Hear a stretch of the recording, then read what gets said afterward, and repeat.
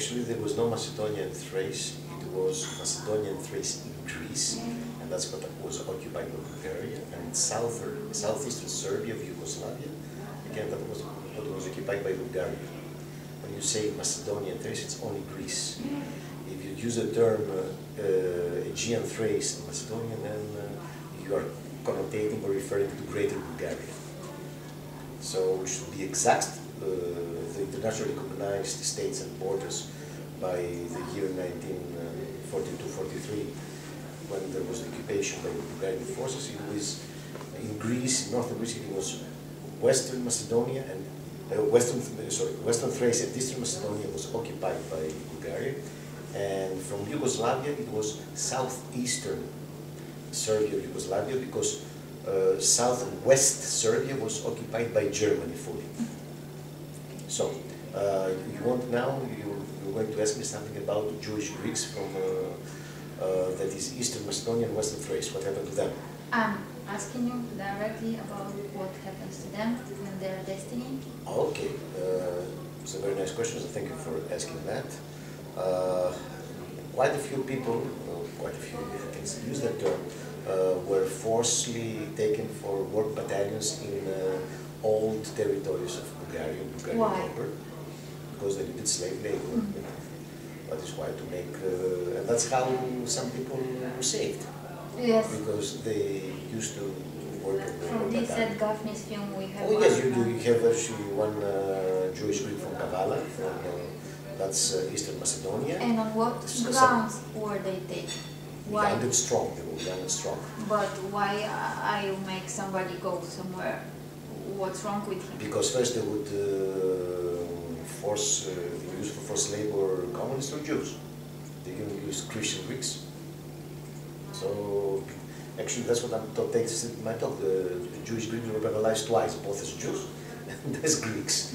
So as Jews they were taken to work battalions. In retrospect that saved some. But if you weren't taken into the work battalion, that is the night of the 3rd to the 4th of March 1943, everybody was roused simultaneously from 6 cities that I said, that I reported in my talk.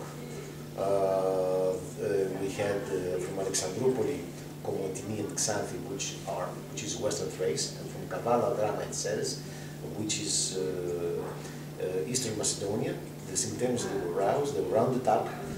They were incarcerated immediately into tobacco warehouses, which were scattered all over northern Greece because it's tobacco country.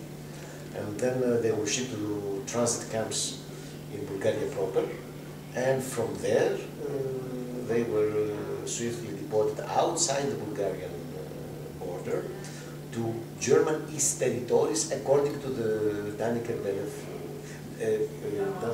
agreement, which was signed in 1943. I had the date there written. Almost 99% of the population perished. And what the one conclusion... How much was it? 99. The whole population, the Jew... The whole population, you have it on my PowerPoint presentation, which is on the computer, which you will have... it was the main, the largest concentration were in Kavala, which is between 2,500 to 3,000 Jews.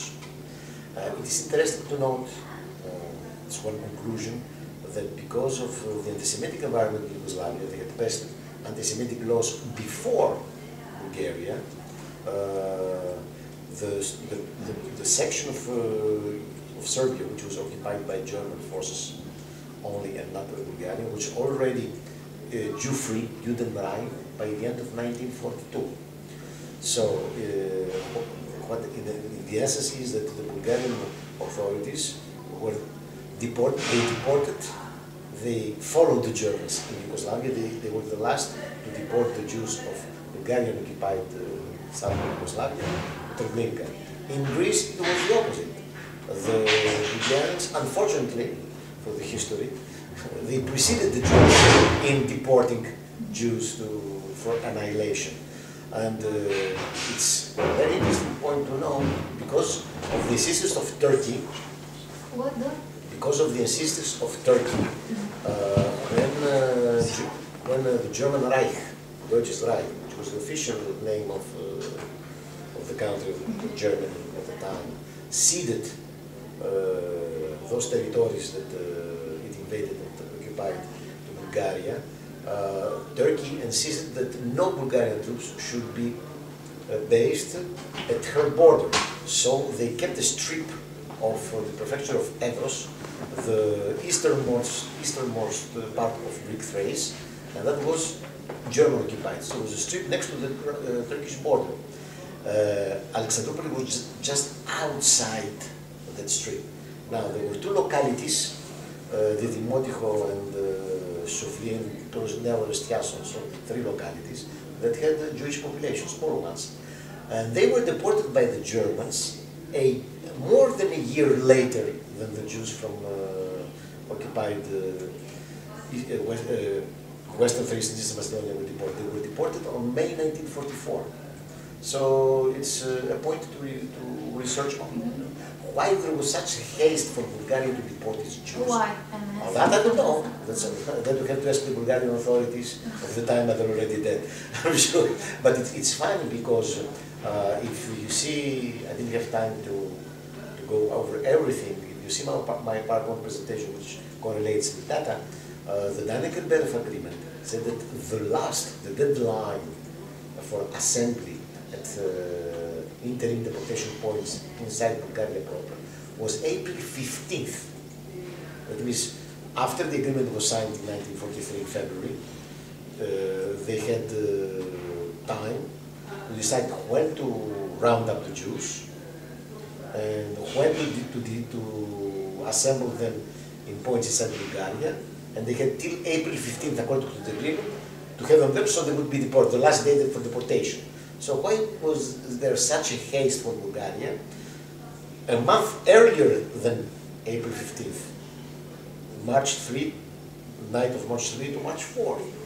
They should have waited, and then they wouldn't have the dubious honor of being the first to deport Jewish Greeks, because by March 15th, the first train left for Algiers from Thessaloniki. Yeah. That's very interesting, but nobody,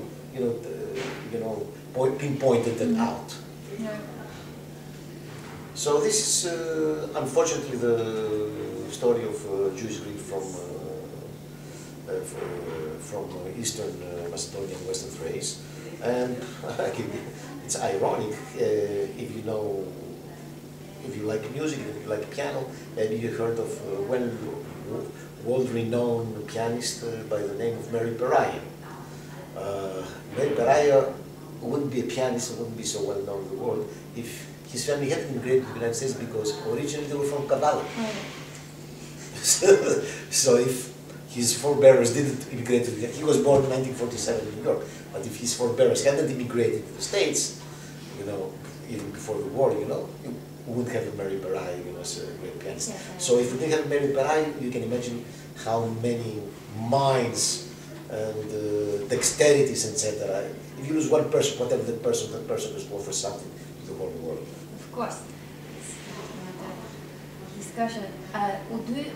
Do you agree with what said the previous Bulgarian speaker, that maybe one of the reasons for the safe Jews and the unsafe, of course, Jews, that one of the safe Jews were part of a civil society with structures and institutions that helped each other to save the people they recognized. In Bulgaria proper?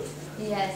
First of all, the Jewish Bulgarians were half Bulgarians. They were second-class citizens by the law of the protection of the nation, defense of the nation, by Bulgarian law. So they were not considered Bulgarians, because the constitution, even at that time, the Bulgarian constitution stated that all Bulgarians are equal under the law. So they were not considered Bulgarians. So they were saved from whom?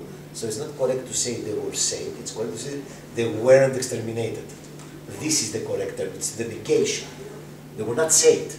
They were not exterminated. Actually. Why do you think? Because the word, and I have that in the publications of the Times of London. It states that because it was obvious that Germany was losing the war, and they didn't want to find themselves, from the losing side. Look, there was a set of states in Europe who were opportunists. Hungary was the same thing. Why did she didn't join she joined the Axis actually also. She joined the Axis because she found an opportunity to expand her borders. The Bulgarian authorities at the time, maybe not the people, the authorities thought that okay, Germany is winning. If we join, we might get something, in return, But that has a cost. And the Jews were. And the Jews were actually didn't cost anything to the Bulgarian government because the Jews. the Jews who were the means of transaction, the currency they pay. So that was it. So it's not collateral damage. They're a commodity to be traded. The commodity is not the Jewish inhabitants of those areas. It's their lives was the commodity. Okay, that's more precious. It's not a very light conversation. No. Look, it's a conversation that should be done. That's what His Excellency, the German ambassador, was trying to convey to the audience. I don't know how many people understood that. What he was trying to say is that it's part of our history and we have to acknowledge it. And the best way to get it out of your system is to acknowledge it. And this is important. And for our case is to talk with the others. And in my humble opinion, he did a mistake. He said, actually, how come Germany should be here and the German ambassador, especially in this kind of conference? Actually, my answer to him would be, I expect the German ambassador who asked that question? Himself. The German ambassador said that somebody might ask, and I asked, well, how come the German ambassador I think that is the best coming? Example. Actually, in my humble opinion, if he hadn't appeared, I would have really been angry. You have to be here, both for your own benefit, for everybody's benefit. It's very important. And this, I said at the end, I finished my talk with a note of optimism, because we have to build on it. You see, to come here and recriminate, nothing comes out. Think past, we're not going to bring those lives back. But even the last speaker from Macedonia, Mr. Sadikari, is a very good friend, a very knowledgeable guy. Somehow he blames Bulgaria. First of all, only the point that this country hosts. It's not only that Bulgaria is legal committee hosts this conference. It hosts this conference with Bulgaria. And everybody is free to say whatever they like. That's important. That shows something. And we should build on that. We should build. This is the most important aspect. This is the future.